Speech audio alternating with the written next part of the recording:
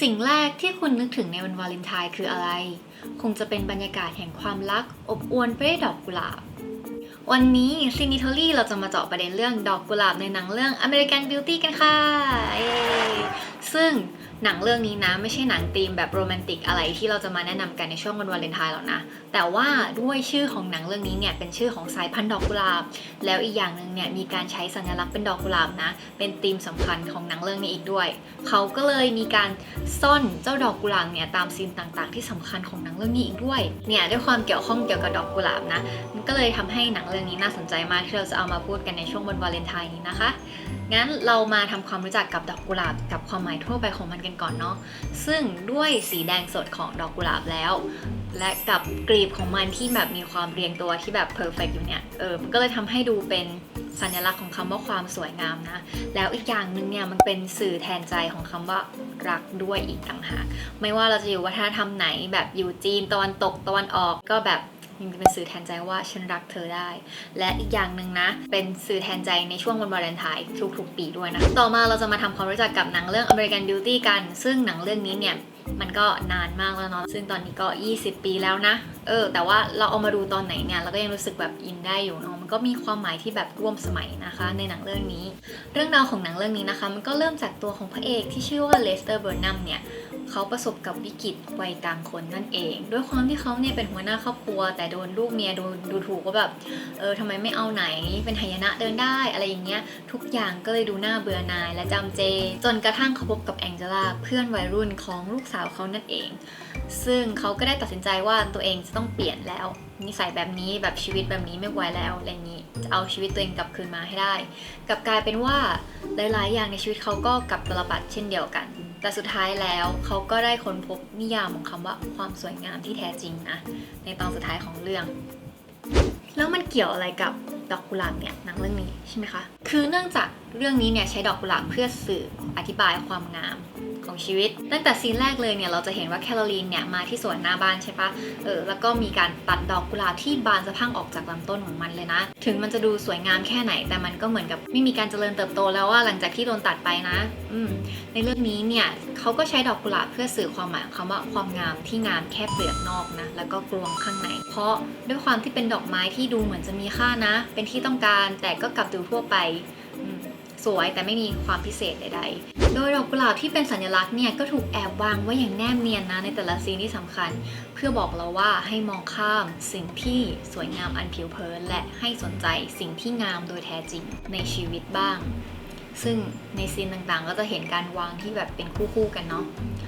นอกจากดอกกุหลาบที่เอามาวางเป็นสัญลักษณ์แล้วเนี่ยในเรื่องนี้ยังมีการใช้เพื่อเปรียบเทียบคนอีกด้วยซึ่งดอกกุหลาบในที่นี้นะจะมีอยู่2แบบนั่นเองอย่างแบบแรกเลยที่เพิ่งกล่าวไปก็คือแคโรลีนนี่เองนะซึ่งเธอเป็นคนแบบมีคติเลยนะว่าการที่จะประสบความสำเร็จได้เนี่ยคนนั้นจะต้องรักษาภาพพจน์อยู่เสมอและนั่นก็ทำให้เธอเหมือนคนที่แบบเสแสร้งตลอดเวลานะปฏิเสธการเจริญเติบโตจากธรรมชาติต่างจากเมื่อก่อนที่เธอมีความธรรมชาติมากกว่านี้นะแบบว่าไม่ได้หมกมุ่นกับความพยายามที่จะทำให้ตัวเองแบบดูดีอยู่เสมออย่างปัจจุบันถัดมาเป็นดอกกุหลาบแบบที่2นั่นคือคล้ายๆกับแคโรลีนนะแต่ว่าวัยเยาว์กว่าเหมือนว่าดอกกุหลาบนี้ก็คือรอวันที่จะโดนตัดไปอยู่ในแจกันนั่นเองนั่นก็คือแองเจล่า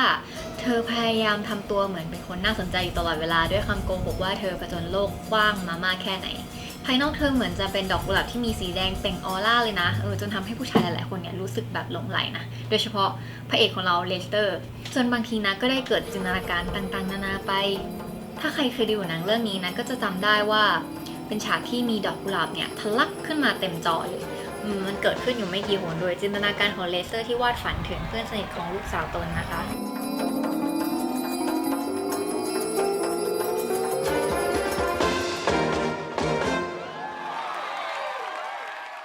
โดยที่ดอกกุหลาบที่มันแบบร่วงโรยมาเป็นกลีบอยู่ตรงนั้นเนี่ยในภาษาอังกฤษเขาเรียกว่า deflower เนาะ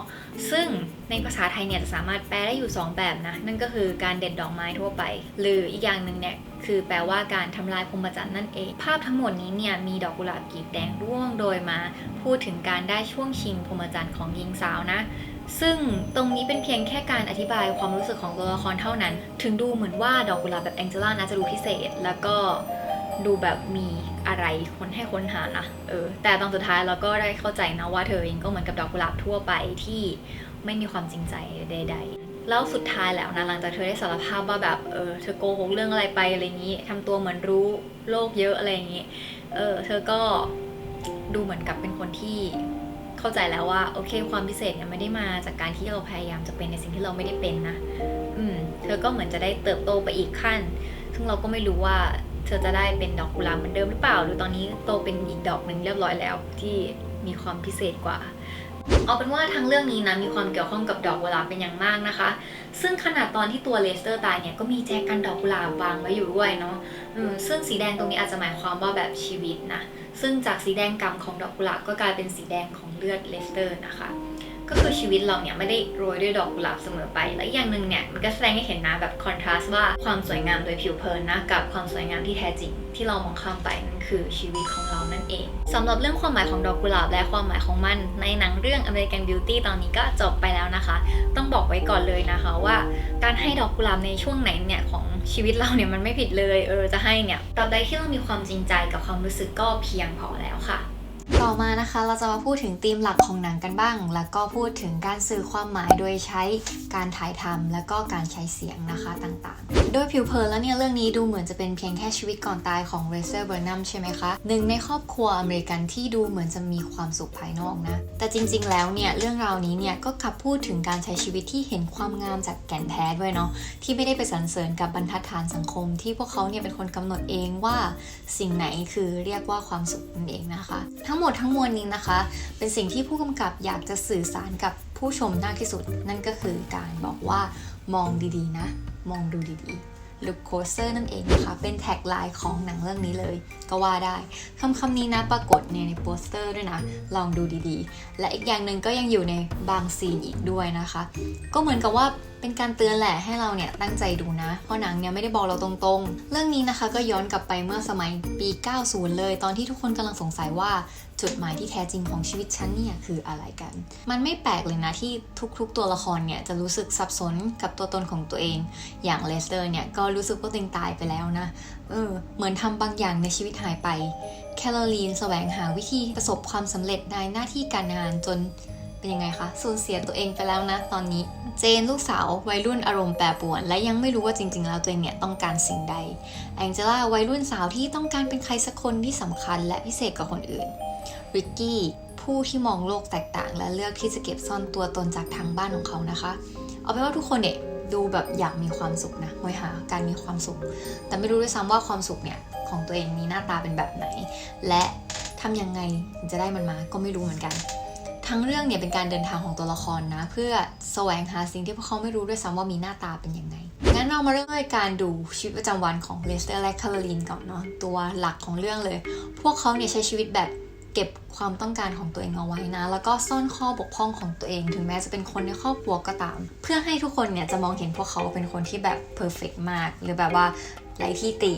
มีหน้ามีตาในสังคมครอบครัวที่ดูดีเมื่อมองจากภายนอกและนี่ก็อาจจะทำให้พวกเขาคิดไปเองเหมือนกันค่ะว่าเขาเนี่ยมีทุกอย่างแหละแต่ทุกอย่างที่เขามีเนี่ยมันเพียงแค่ย้ำเตือนนะว่าเขาอะเคยมีความสุขมากกว่านี้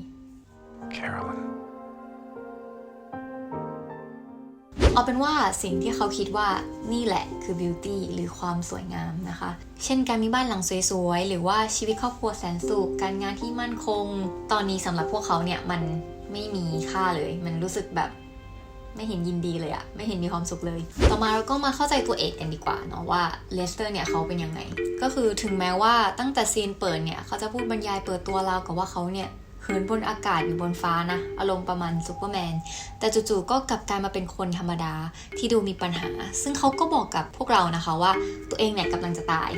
ตรงจุดนี้นะมันเป็นเหมือนกับ foreshadowing นะหรือจุดที่บอกใบ้เหตุการณ์ในอนาคตนั่นเองว่าจะเกิดอะไรขึ้นกับตัวละครนี้แล้วตรงนี้นะก็ย้ำกับเราอีกด้วยว่าเลสเตอร์เนี่ยเขาก็เป็นเหมือนพวกเราเลยก็คือเป็นมนุษย์ธรรมดาสามัญชนสามารถตายได้ไม่มีพลังพิเศษแบบซูเปอร์ฮีโร่ที่เปิดตัวมาแบบนั้นเขาก็เป็นเพียงผู้ชายที่อยู่ในวิกฤตวัยกลางคนและมีความรู้สึกว่าชีวิตไม่เป็นของเขาอีกต่อไปแล้วข้อ สังเกตจากเสียงและภาพเนี่ยค่อนข้างย้ำเลยนะว่าเลสเตอร์มีสถานะเป็นยังไงรู้สึกยังไงอยู่ตอนนี้คือตั้งแต่เพลงเปิดมาตั้งแต่เริ่มต้นเรื่องเนี่ยเป็นคีย์เมเจอร์นะซึ่งปกติแล้วเราควรจะรู้สึกสดใสกับเพลงที่มีคีย์นี้เนาะซึ่งบางคนเนี่ยพอดูหนังเรื่องนี้เพลงคีย์เมเจอร์ตรงนี้ก็จะอาจจะรู้สึกว่าแบบหลงทางเพราะเพลงเนี่ยมันขัดกับสิ่งที่ตัวเลสเตอร์พูดนะ And in a way, I'm dead already. เพราะว่าโมโนโลกที่เขาพูดออกมาเนี่ยมันเป็นสิ่งที่แบบชีวิตอันย่ำแย่ของเขามันกำลังดำเนินอยู่และการวางเพลงนี้ที่ชื่อว่า Dead Already หรือแปลว่าได้ตายไปเรียบร้อยแล้วเนี่ยก็เลยทำหน้าที่ได้ดีเพื่อจะสื่อว่าพระเอกของเรื่องเนี่ยรู้สึกเหมือนกับตายทั้งเป็นมันแบบทำหน้าที่ขัดกันอยู่ตรงนี้นะถ้าแค่เพลงเนี่ยมันยังไม่พอนะมันยังมีภาพมาย้ำเตือนอีกนะว่าสถานะของเลสเตอร์ที่มันเหมือนตายทั้งเป็นเนี่ยเป็นยังไงคือตั้งแต่ต้นเรื่องเราก็จะเห็นได้ว่าจุดที่ทำให้เลสเตอร์มีความสุขสุดยอดเนี่ยคือการที่เขาได้ใช้เวลาส่วนตัวหมกมุ่นในห้องน้ำซึ่งห้องน้ำในฉากตรงนี้ก็มีลักษณะเป็นห้องสี่เหลี่ยมนี่แสดงถึงความไม่มีอิสระอันแรกต่อมาฉากที่เขาแหวกผ้าม่านดูภรรยาที่ขัดใจเขาอยู่ตลอดเวลาผ่านทางหน้าต่างที่มีลายคาดคล้ายคุกเนี่ยนี่อาจจะหมายความว่าความสัมพันธ์ที่ไม่ดีอาจจะทำให้เรารู้สึกโดนขังอยู่และอีกที่ก็คือที่ทำงานของเขานี่เองมันมีลักษณะเป็นคอกแบ่งสี่เหลี่ยมเล็กๆให้อยู่และต้องทำงานจ้องเจ้ากล่องสี่เหลี่ยมเล็กๆที่อยู่ในภาพนี้เหมือนเขาโดนขังอยู่เลยแต่พอเขาได้มาเจอลิกกี้ที่หลังโรงแรมนะ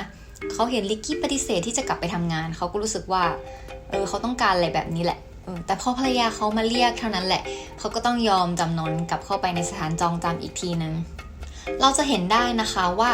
ในภาพนี้มีการออกแบบให้มีความรู้สึกคล้ายกับคุกอยู่เพราะว่ามันจะมีเส้นคาดดำตรงประตูนะหลังจากนั้นเขาก็เริ่มทำตามใจตัวเองไม่ว่าจะเป็นการออกกำลังกายฟิตหุ่นมีเสพยากับเด็กข้างบ้านบ้างลาออกจากงานประจำเพื่อไปทำงานสบายๆที่ร้านฟาสต์ฟู้ดซื้อรถในฝันตรงนี้มีการใช้มุมกล้องเพื่อช่วยสื่อความแตกต่างทางอำนาจของเขานะคะก่อนหน้านี้ที่เขาคุยเรื่องงานกับคนที่จะมาไล่เขาออกตอนแรกเนาะเขาก็จะดูต่ำต้อยทีเดียวโดยการใช้ high angle และ low angle นั่นเองตรงนี้ก็จะแบบโชว์ power of distance ว่าแบบว่าใครมีอำนาจมากกว่ากันแต่พอมาอีกครั้งหนึ่งนะเขาจะมายื่นคำลาออกด้วยตัวเองเนี่ยเขาก็กลับกลายเป็นคนเทียบเท่ากับคนที่กำลังจะไล่เขาออกทันทีเลยเนาะในภาพนี้สุดท้ายเนี่ยความเห็นแก่ตัวในการที่ทำตามใจตัวเองของเขาเนี่ยดูเหมือนจะเป็นการจุดชนวนปัญหาหลายๆอย่างเลยนะในเรื่องเพราะความสัมพันธ์กับภรรยาเนี่ยมันก็ยิ่งบอบช้ำนะและอีกอย่างนึงเนี่ยหลังจากที่เขารับทราบว่าแคโรลีนเนี่ยได้นอกใจเขาเรียบร้อยแล้วเขาก็ทำตัวเหมือนไม่สนใจอีกและยังมีปัญหากับลูกสาวที่ยังไม่คลี่คลายทั้งหมดนี้มันก็ยังไม่ถูกแก้ไขจนแองเจล่าเข้ามาอีกครั้งนี้พร้อมกับความจริงด้วยว่าเธอไม่เคยเสียบริสุทธิ์มาก่อนจนทำให้เลสเตอร์เนี่ยคิดได้ว่าทั้งหมดที่เขาทำมาเนี่ยมันไม่สามารถให้ความสุขกับเขาได้อยู่ดีและบางทีความสุขของเขาก็อาจจะเป็นเพียงแค่การที่มีคนสักคนมาถามว่าคุณเป็นอย่างไรบ้างก็เท่านั้นเองจนกระทั่งช่วงเวลาสุดท้ายของชีวิตเขาความตายก็ทำให้เขาได้รู้ว่าอะไรคือสิ่งสำคัญและช่างงดงามที่สุดนั่นก็คือชีวิตตอนที่เขาตายไปภาพทั้งชีวิตของเขาที่เขามีความสุขเนี่ยมันแบบหวนกลับมาในหัวนะช่วงเวลาที่อยู่กับครอบครัวมันย้อนกลับมาฉายในหัวช่วงเวลาที่เขามีชีวิตเนี่ยมันล้วนสวยงามไปหมดเลยตอนที่เขาตายไปแล้วเนี่ยอย่างที่ริกกี้โชว์วิดีโอที่งดงามที่สุดที่เขาเคยถ่ายเนี่ยก็คือถุงพลาสติกที่ล่องลอยไปตามลมที่เขาเห็นว่ามันสวยงามเพราะวิดีโอนี้เนี่ยมันทำให้เขานึกถึงช่วงเวลาที่เขากำลังหายใจมองเจ้าถุงเนี่ยล่องลอยไปไร้ทิศทางนะเป็นไปตามลมธรรมชาติเพราะทุกช่วงเวลาที่เราได้หายใจนี่แหละคือสิ่งที่งดงามแล้วนี่ก็คือใจความสำคัญนะคะที่ถูกตีความมาจากหนังเรื่อง American Beauty นะคะจบไปแล้วกับหนังเรื่องนี้ใครกลับไปย้อนดูหรือว่าเพิ่งเคยดูตอนนี้ยังไงก็มาคอมเมนต์พูดคุยกันได้นะแล้วตอนนี้นะคะ Cinetory ของเราก็มีเพจ Facebook แล้วด้วยช่วยไปกดไลค์ด้วยและก็กด follow ด้วยนะเพื่อติดตามการวิเคราะห์หนังครั้งต่อไปของเราอย่างนั้นก็ฝากด้วยนะคะแล้วเจอกันครั้งหน้า Cinetory ลาก่อนค่ะบ๊ายบาย